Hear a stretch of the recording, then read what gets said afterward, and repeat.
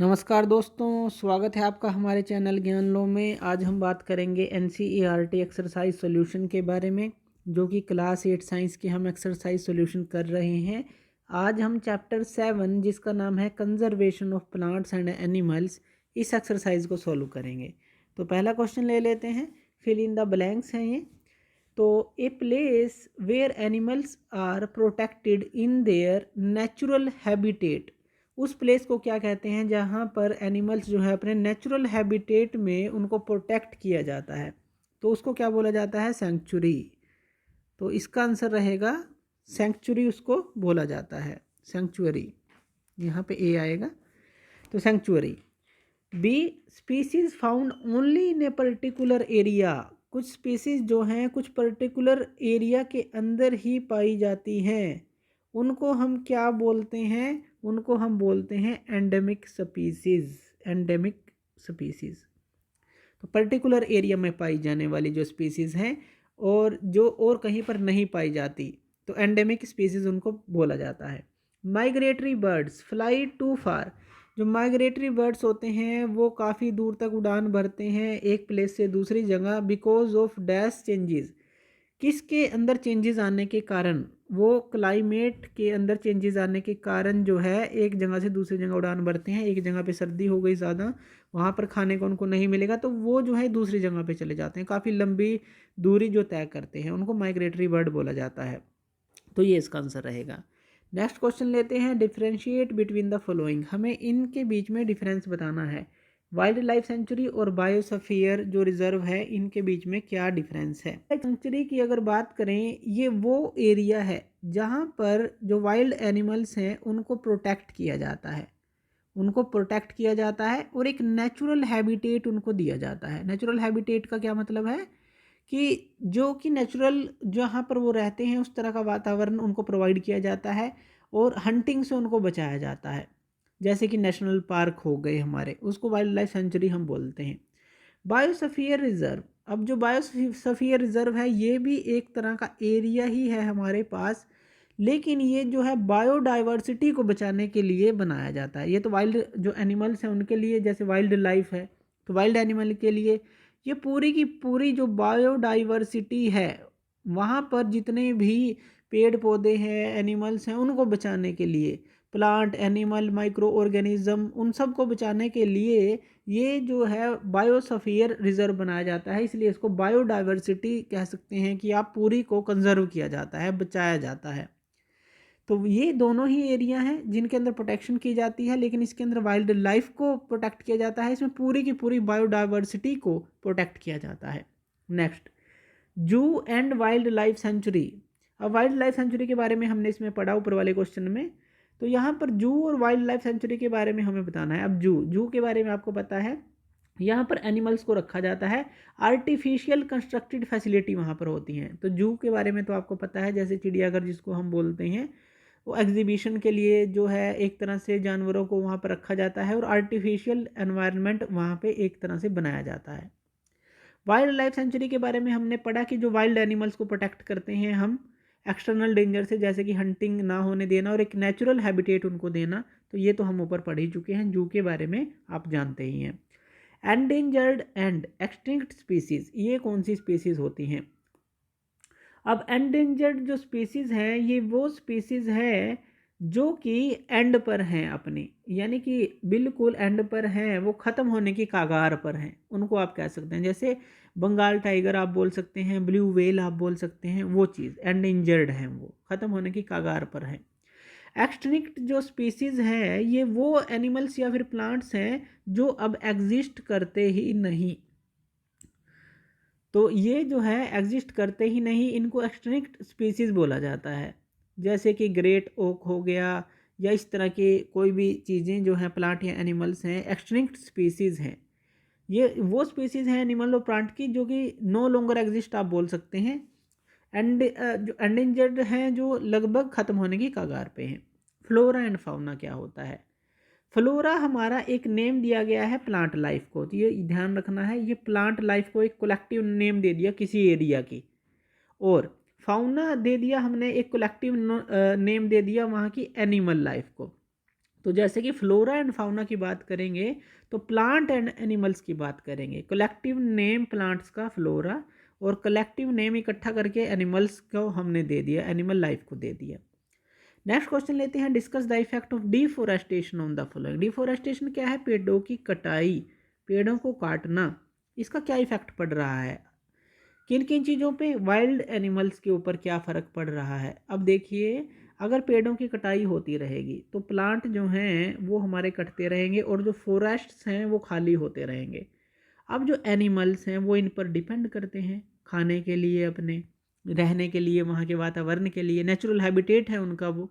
अगर हम उसको डिस्ट्रॉय करते रहेंगे तो उनके ऊपर तो फ़र्क पड़ेगा ही, और आहिस्ता आहिस्ता जो है वो लुप्त होते चले जाएंगे जो भी प्रजातियाँ वहाँ पर रहती हैं। तो ये फ़र्क पड़ेगा वाइल्ड एनिमल पे, एनवायरनमेंट पे।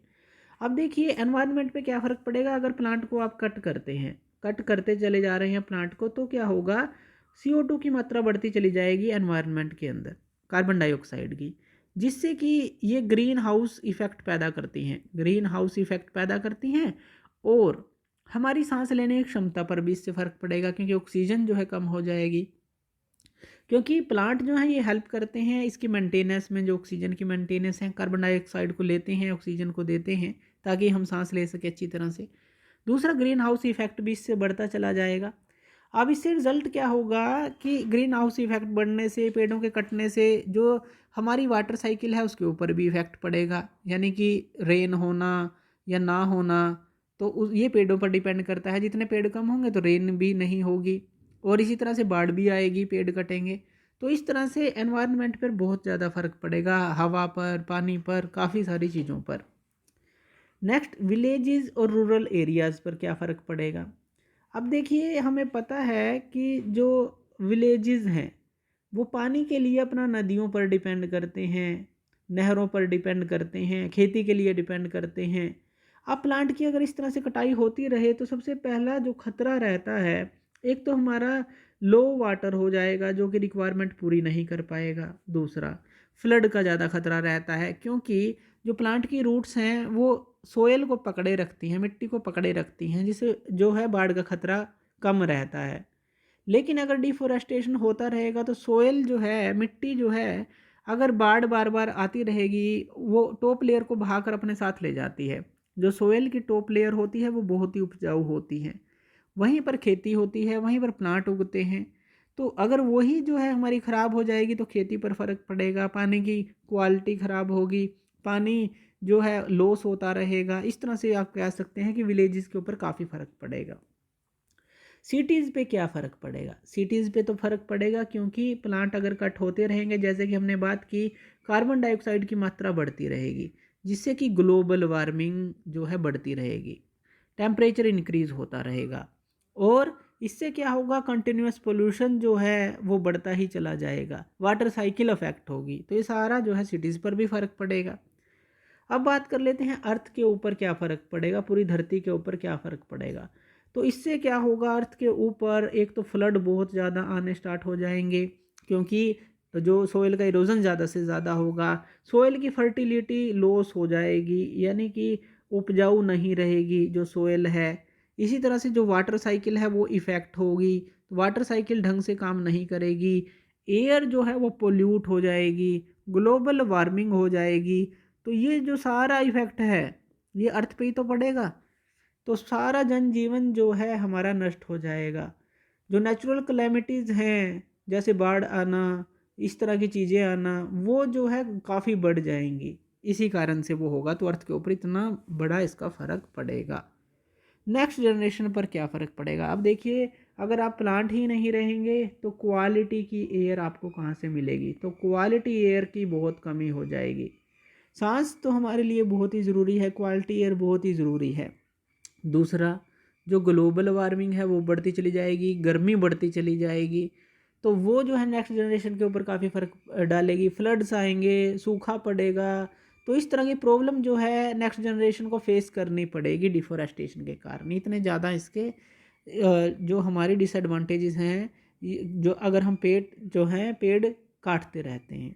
नेक्स्ट क्वेश्चन लेते हैं, what will happen if we go on cutting trees. जैसे कि हमने बात की कि अगर हम ट्रीज़ को कट करते रहें तो क्या क्या होगा, ये हम पूरा ऊपर डिस्कस कर चुके हैं। Quality of air, global warming, flood, draught, water cycle का इफेक्ट होना, रेनफॉल का इफेक्ट होना, सोइल एरोजन होना, तो ये सारी चीज़ें होंगी। नेक्स्ट क्वेश्चन लेते हैं, the habitat of an animal is disturbed, कि अगर हैबिटेट एनिमल के डिस्टर्ब कर दिया जाए तो क्या होगा। हैबिटेट यानी कि जहाँ पर वो रहते हैं, जो नेचुरल जैसे जंगल में रहते हैं तो वहाँ पर उनको खाना पानी सब मिलता है, लेकिन अगर आप जो है उनको जो है नष्ट कर देते हैं तो जो जानवर है वो लुप्त होने की कगार पर आ जाएंगे। वो एक जगह से दूसरी जगह पे फूड की तलाश में जाएंगे, पानी की तलाश में जाएंगे, प्रोटेक्शन की तलाश में जाएंगे, और इस तरह से वो दूसरे एनिमल्स के द्वारा भी मारे जाएंगे। तो इस तरह से आप कह सकते हैं वो ख़त्म होने की कगार पर आ जाएंगे। अगर आप टॉप लेयर ऑफ सोयल को एक्सपोज्ड कर देते हैं, यानी कि अगर जो टॉप लेयर है, टॉप लेयर ऑफ सोयल कौन सी होती है, जो कि बहुत ही फर्टाइल होती है, सोयल की जो फर्टिलिटी है, उपजाऊ क्षमता है, इसी लेयर के कारण होती है। अगर यही हमारी जो है लगातार पानी में बहती चली जाए, इस तरह से जो सोयल की फर्टिलिटी है उसके ऊपर इतना इफेक्ट पड़ेगा, उसकी उपजाऊ क्षमता खत्म हो जाएगी। टॉप लेयर के अंदर इस तरह के जो हमारे तत्व होते हैं जो फसलों के लिए, प्लांट्स के लिए अच्छे हैं, तो उससे क्या होगा, ये सारा कुछ लॉस हो जाएगा। तो इस तरह से आप कह सकते हैं कि टॉप लेयर को एक्सपोज होती रही तो सोइल का इरोजन होता रहेगा और वो इनफर्टाइल हो जाएगी। नेक्स्ट क्वेश्चन लेते हैं, why should we conserve biodiversity, हमें क्यों बचाना चाहिए बायोडाइवर्सिटी को। अब देखिए, बायोडाइवर्सिटी का मतलब है डिफरेंट तरह के प्लांट्स होना एक जगह पर, डिफरेंट तरह के एनिमल्स होना, डिफरेंट तरह के माइक्रो ऑर्गेनिजम्स होना, माइक्रो यानी कि सूक्ष्म जीव होना एक जगह के ऊपर। तो ये बायोडाइवर्सिटी जो है, ये प्लांट और एनिमल्स, या फिर कहें कि उन दोनों की आपस की एक डिपेंडेंस है एक दूसरे के ऊपर, उनके सर्वाइवल के लिए। तो एक दूसरे के ऊपर ये डिपेंड करते हैं। तो अगर जो है एक भी चीज़ इनमें से ख़त्म हो गई तो पूरी की पूरी बायोडाइवर्सिटी पे फ़र्क पड़ता है, पूरी की पूरी फूड चेन पे फ़र्क पड़ता है। तो इसलिए हमें कंजर्व रखनी चाहिए बायोडाइवर्सिटी, और इनसे कहीं ना कहीं हमारा जीवन भी प्रभावित होता है, पेड़ पौधों से और इन जीव जंतुओं से। तो इसलिए बायोडाइवर्सिटी को कंजर्व रखना बहुत ही ज़रूरी है। नेक्स्ट क्वेश्चन लेते हैं, protected forest are also not completely safe for wild animals by. ये कहते हैं कि जो प्रोटेक्टेड फॉरेस्ट हैं, जो हमने प्रोटेक्ट कर रखे हैं, लेकिन फिर भी वो सेफ़ नहीं है वाइल्ड एनिमल के लिए। क्यों सेफ़ नहीं है? अब देखिए, जो हमारे फॉरेस्ट होते हैं वो डेली लाइफ के लिए जो एक दूसरे के ऊपर वो डिपेंड हैं, जैसे कि हमने बात की जो प्लांट, एनिमल और माइक्रो ऑर्गेनिज्म हैं। लेकिन जो हमने प्रोटेक्टेड कर रखे हैं वहाँ पे जो एनिमल्स हैं वो ह्यूमन पॉपुलेशन के कारण डरे रहते हैं। ह्यूमन अगर पॉपुलेशन वहाँ पर बढ़ती रहे, क्योंकि ह्यूमन पॉपुलेशन के बढ़ने से क्या होगा, उनकी हंटिंग स्टार्ट हो जाती है, उनको मारना स्टार्ट कर देते हैं, और कुछ लोग तो जो है उनको मार कर उनके जो प्रोडक्ट हैं वो बेचते हैं सिर्फ पैसा कमाने के लिए। तो इसलिए कहा गया है कि वो वहाँ पर भी सेफ़ नहीं है। पैसा कमाने के लिए लोग जो है उनको मार रहे हैं, या फिर अपने शौक के लिए उनको मार रहे हैं।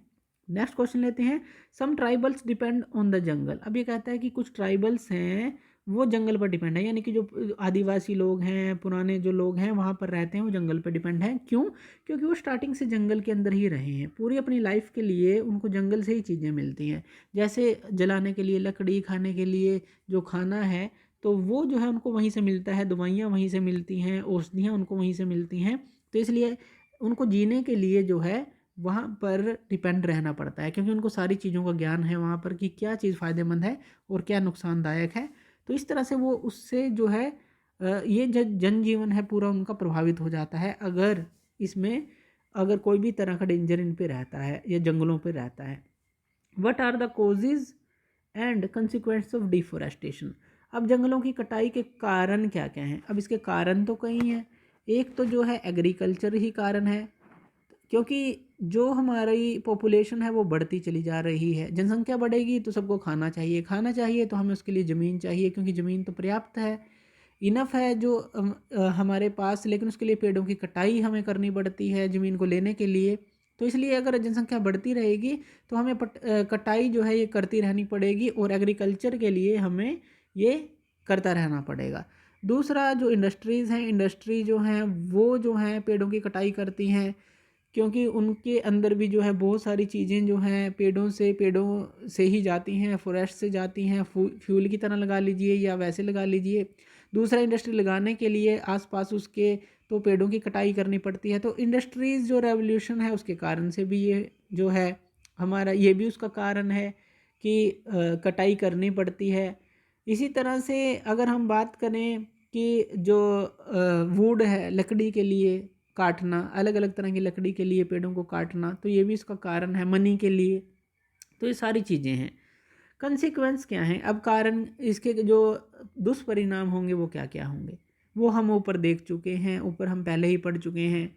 सोयल का इरोजन होना, मिट्टी का इरोजन होना, फ्लड आना, लॉस ऑफ बायोडाइवर्सिटी होना, ग्लोबल वार्मिंग का होना, वाटर साइकिल का डिस्टर्ब होना, क्वालिटी ऑफ एयर खराब होनी, सारे तो इसके दुष्परिणाम ही हैं। नेक्स्ट क्वेश्चन लेते हैं, what is red data book. Red data book क्या होती है। रेड डाटा बुक एक हमारी सोर्स बुक है।